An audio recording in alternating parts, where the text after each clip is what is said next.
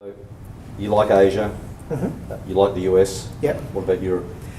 Yeah, well it's interesting. So, because people say to me, so what do I do? And I say, well, I'd go to the US and Asia, and I would stay out of Europe. But there's a fourth stream that I'd advocate as well, and it's genuinely global companies. So, You two like Google?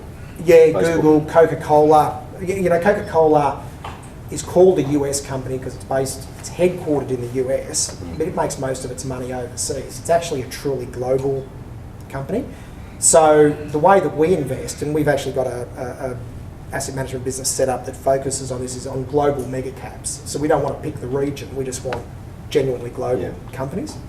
But when you get down to the region level, for me, Europe is a problem, right? And Europe is a big problem. Now, it's not going to affect the rest of the world. So Europe is about 12% of global GDP. I hate to say this, Europe's got a fantastic place to visit, but it doesn't matter. It just doesn't matter anymore. And it's actually been weak for 20 years. So Europe being weak is not news.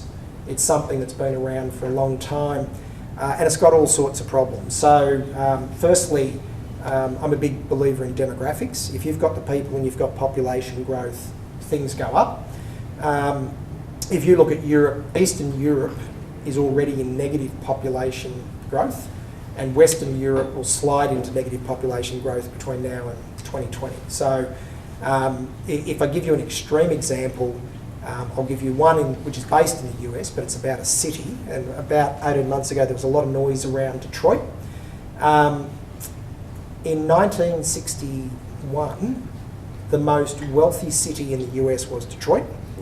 And today, one of the poorest cities in the US is actually Detroit. And its population, because of auto manufacturing and restructuring in industry, so this shows how this will play out.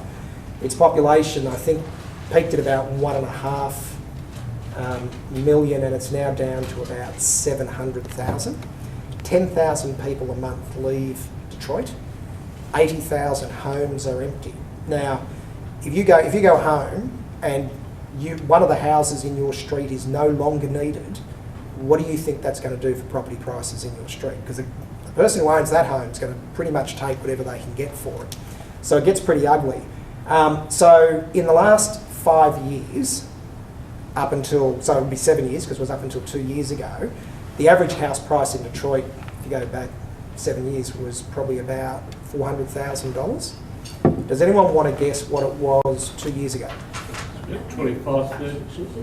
It was 100, and now it's $5,000, and we'll get to one pretty quickly. $5,000 will buy you a really nice house in Detroit. Now, they don't turn the street lights on, they don't pay the police and the firemen, no one comes when you ring over there, 911.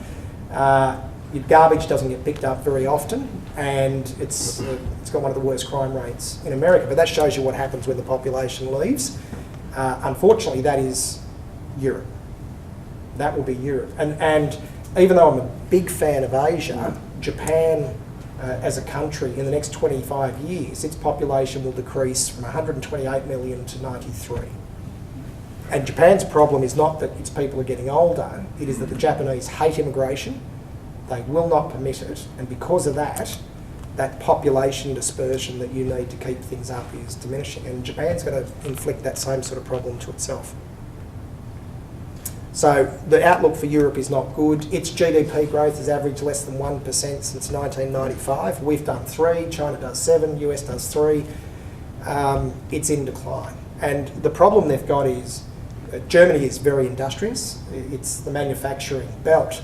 But the problem that they had was when demand was not there in Europe, when countries like Greece and Portugal and Spain and Italy started having a decline in their wealth, the Germans, which is a factory-driven economy, said, well, we need to keep our people employed, so we're going to keep producing. Don't pay me now, pay me later. Right? And so the Greeks, Italians, Spanish, Portuguese, and everybody else did exactly what we would all do. And I said, that's great. Send me your cars and your TVs and everything else you're producing, and I'll pay you later. And that's why they've got just unsolvable, insurmountable amounts of debt. And even right now, the Germans are still producing, southern economies are still buying, but eventually that game has to end. And so Europe's going to be weak. So if you're investing offshore, Europe is not the place that I would go.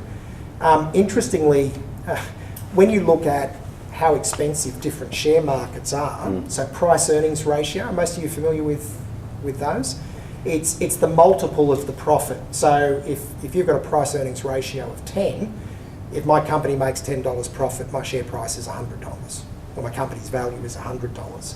If I've got a PE of 20, my $10 profit makes my company worth $200. So the higher the PE, the more expensive the company is relative to the next one.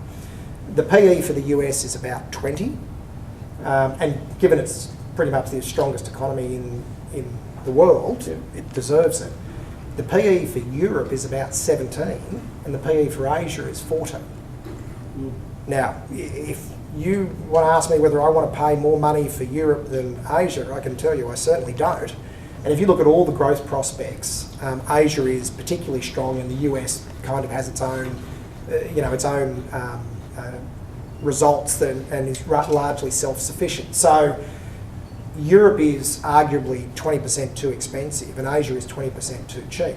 So when I was having this discussion with people, and the dollar was at 94 cents, and because people think that, they read these things about China, China's going to grow for 50 years, it's a slow-moving bus, I'll just jump on the next one, it'll be okay. If I don't invest this year, I can invest next.